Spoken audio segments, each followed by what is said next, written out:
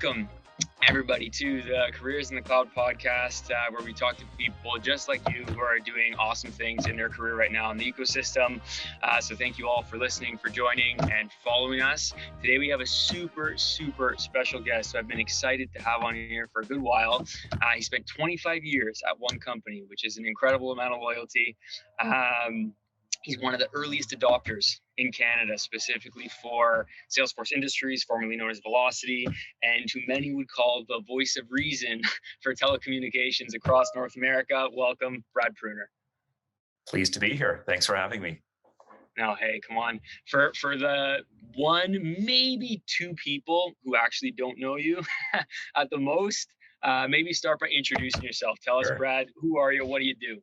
Yeah, right on. So, so I've, as you said in the introduction, I've been fortunate to spend about 26 years in the communications industry, previously working with what was BC Tel, which then became TELUS. Through that time, I was really fortunate to have had four careers. I started off in call centers and operations. Then I worked in sales, then I worked in marketing. In the last just over a decade, I guess 11 or 12 years, has been all about the cloud. Where my team helped launch Salesforce and then really took on a major transformation project. And then just in the last 6 months, I took my career a different direction. I've left the communications industry, but now I support communications firms where I work at Salesforce. Sure. Congrats on that 6 months later, but no, definitely big congrats. Salesforce definitely needed you. Let's backtrack though really quick. Because being at TELUS, for example, when you started, what was it like pre-cloud, pre-digital transformation in such a big telco like that? Yeah, it's my experience in sales and marketing is what drew me to the cloud. And as a marketer specifically, I was very frustrated by the lack of data. So as a marketer, you have to prove relevance, right? And show that you're driving results. But we were literally managing our marketing campaigns on spreadsheets. And we had lists of customers we pass around of email addresses. And it was just entirely ineffective. And so that really led us, at the time I was in marketing, but that led us towards building the business case that eventually saw us introduce a CRM application. And I recall we started very small, right? Like we were in the world of marketing automation, doing campaigns and lead management. And suddenly we were like, well, wait a second. Now we can develop campaigns, but we had nowhere to put them. We didn't have a CRM. So that led to the introduction of Salesforce. And I recall, kind of in the early days of cloud, I'm dating myself a bit, but I recall the early meetings with our IT team. And I won't name any names, but the very first meeting, I was given a list, a page and a half long, of the things we were not allowed to do in the cloud. And I'm proud to say we broke most of those rules because at the time there was a lot of frankly, fear and misunderstanding. And so, being able to kind of push beyond those initial, envelopes given to us was a big part of the journey. Sure. And this, I would say, is a pretty unique perspective from somebody who's kind of seen, say, a transformation from that length of time, right? You have a lot of people who started their career in cloud and they've sort of always been there because that's just when they started their career, basically. But from somebody who's kind of seen it pre to now post, to me, just as a recruiter looking at, why someone would probably do so well in the role that you're in now, it kind of takes that breadth and length of experience to really sort of understand a customer to that perspective. So maybe really quick, just to explain for people who don't know, how would you define Salesforce's digital transformation function? Yeah. So I think I've landed the dream job for me. So I'm part of so within Salesforce, there's a group called Salesforce Industries, as you said, formerly known as Velocity. I'm part of what's known as the Digital Transformation Office, and our team are all practitioners like me. So we are people who have carried a bag, if you will. We've done major transformations in the cloud. And our role really has two sides to it. I support Salesforce's sales teams, where I meet with customers globally in the telecommunications space. And I share with them kind of lessons learned. I guess I bring a bit of credibility to the table, I like to think.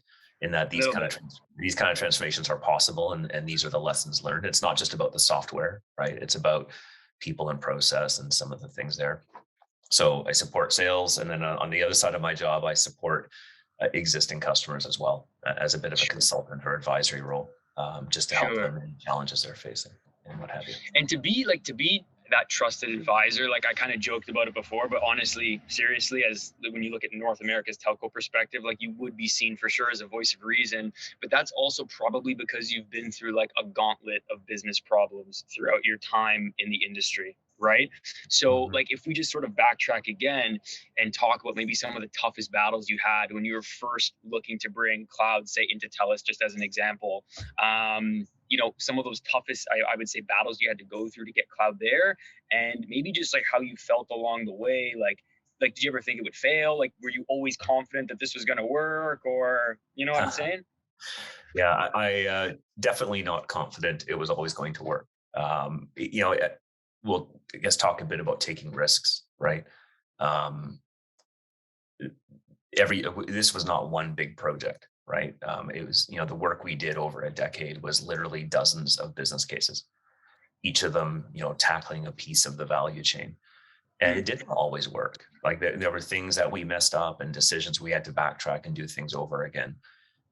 In terms of some of the resistance we faced, I would say some of it was, I'd say the biggest impediment I see, I see this in my new role now as well globally, is when people think about cloud, oftentimes there's a tendency to think we're just going to digitize a current process. So we're going to take a current way of doing business, we're going to move it into the cloud, and we're going to say we're all done. mm, To me, that's not enough, right? Like the goal should be to actually transform the process.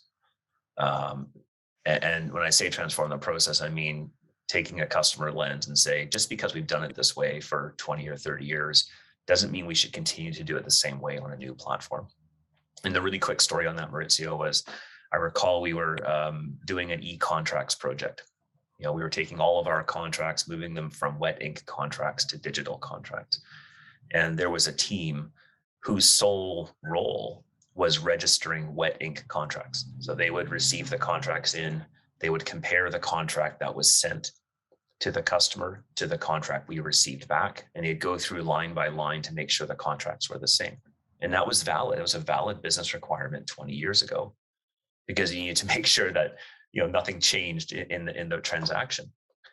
But of course, and so we received that requirement for digital contracts. I said, well, we need to manually check every digital contract.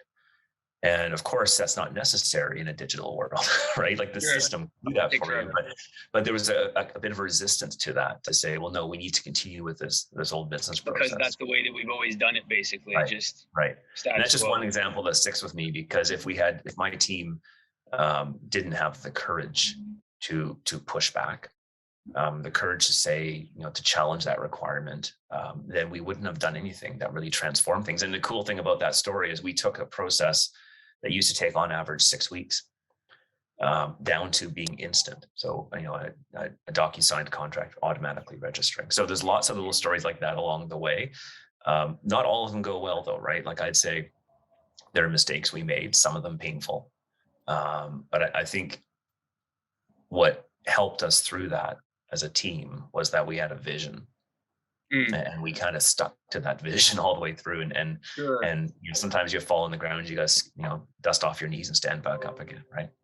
Sure. I think that what you just said there makes the most sense, because like you could implement all the technology in the world, and to be honest, if that's all you do, it actually probably make your life more difficult than easier, I would imagine, right? Mhm. Like Yeah, it's the process first, the tech kind of backs that up, and together yeah, it kind of sort of makes yeah. things easier, I I think think. having a lens to simplification is key. Like I think, Sure.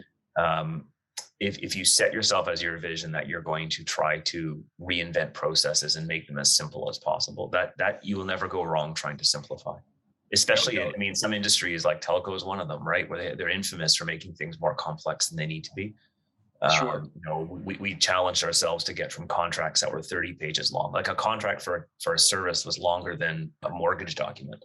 Why would that be?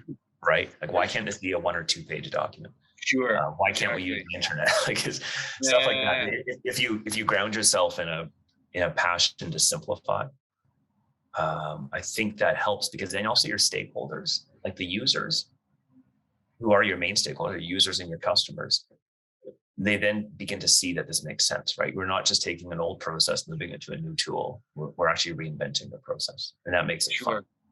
Yeah. And the more I guess you can help them understand the change, the more on board they are, and the more seamless the process can be, for lack of Right a on. better word. You mentioned team as well, and this is also something I want to talk about too, because traditionally, the higher up you move in the corporate ladder, and you definitely moved up the corporate ladder, right, in your last company, big time. The higher up you move in that ladder, the more hands off you become about what's happening in the trenches, and oftentimes, like the leaders who are most respected in history are the ones who remain in the weeds with their team. But your bandwidth is only so far, and the higher up you go, the less bandwidth you have for those things that you used to do, maybe, right? From what I hear in the market from people who've worked on your team, you aren't that leader who sort of just moved up and sort of forgot about everyone else and sort of left it to them. You still somehow found a way to be at that level where other executives obviously respected you, but stayed at a level where even the team that was under you felt like they were more around you. Like, what's your secret to being able to balance that where you have the respect essentially of everybody? And that's what moves the transformations forward, really. Yeah, it's a good question. I would, I was fortunate through my career to have hired a lot of people. And our team that we started with 2 or 3 people, maybe 4 or 5 in the very early days who were focused on these transformations. By the end, including contractors, we were up over 100, right? So the team really grew. I would say picking a team or choosing who works for you more based upon how they work versus what they do, it really helps build a cohesive team culture. So to me, and this might be a somewhat controversial statement, you can't teach culture, right? I agree with that. So it's to me, when we were hiring, it was always attitude over aptitude every day, right? So, and that's maybe funny to say when we were hiring developers and architects and everything else, but we needed people who worked well together as a team first, because we can always train, right? And I think about, we have an amazing team of sysadmins, an amazing team of BSAs and solution architects, but many of them started, in not that role, right? We kind of grew them internally, and I think that cohesion helped. Because it was all, we always worked as a team first. And in terms of just kind of my involvement, at the exec level versus the working level, at the end of the day, we're all a team, right? And I just think that my team, I was fortunate that we were, it was a great group of people to work with. And I think because we kind of grew it organically in that way, Maurizio, that helped create that dynamic. Yeah, I'm hearing a few things, like obviously incredibly humble leadership for sure, but also hiring people who maybe don't have like all the pieces coming to the table, but they have the potential. You train them, you give them that advancement. Obviously, people are going to be super grateful if they're given that opportunity. And that's, I think, what brings that team together that obviously stayed for so long. Do you know what I mean? So Yeah. that makes a ton of sense And for I think me. it's you, and you're in the recruiting business, right? So you kind of maybe see this as well. You want to surround yourself with people who've got a bit of I guess, a glimmer in their eye. That, that they not only have the right cultural attributes, but they actually have a passion for what they're doing. Like, this stuff should be fun, right? Like we Yeah. would often, when we go out for beer and we talk as a team, like, what a tremendous opportunity we're all given this in this industry. Like, we're at a turning point where the types of changes that we're making in taking things to the cloud are generational changes. Like, we're going to tell our kids about the time that, things used to sit in boxes or servers in an office, It and takes all of 6 weeks to do yeah, something that takes like and this. and to be given the latitude to be a part of that, and to be given, frankly, the resources and the Mhm. money to drive these projects. Like, there's a bit of I don't know, it's a cool legacy we're leaving. So I think that makes it fun. And if people aren't up for that, like, if people don't see that, then this isn't the job for them, right? Like, they should be doing something else. And I think just within the team that I was fortunate to be part of, a lot of us had that passion, right? We're like, well, this is really cool. Mhm. And yeah, some of it's hard. And sometimes you have days where you're like, oh God, I can't believe we have to go through this. But if you can kind of stay energized by the gift we're being given to be part of this transformation, I don't know, it makes it fun, and you can kind of get through a lot of the hard points because you're part of that kind of experience. But that alone is a massive lesson that, to be honest, a lot of people I think overlook. They say it, but they don't actually do it. Like hiring off attitude, hiring off potential, right? Like Hmm. passion, potential, attitude. That's like almost more important than skills to some degree. So that's interesting that you don't just say it, but you actually lived it, and it's proven, obviously, from Hmm. your time there. What would you advise to someone who's either say new to the Salesforce ecosystem, right? They're looking into getting into it now. They're not really sure where to start, or we can have somebody who maybe has been in the ecosystem a long time or is ending up in that rut where maybe they don't feel that passion that they used to feel when they got their first certification, as an example. What would be your advice to somebody like that? I would say two things. What made me most successful was um, I never forgot who our customer was. Mm. Right, spend time with them. Right, like spend time with your user. Spend time getting to know the groups that you're supporting. So don't consider the role just a technical role where you're clicking and clicking on a mouse and programming something, but Mm. get to know the end user and their experience. Because to me, what always energized me was walking the floor and seeing call centers of hundreds of people using the applications that my team developed. Sure. That's fun, right? And so Yeah, and seeing the if reactions you're to it yeah, like if before and you're too after. much, staring at a requirements sheet and working through implementing something, but you lost sight of who you were doing it for. Mm.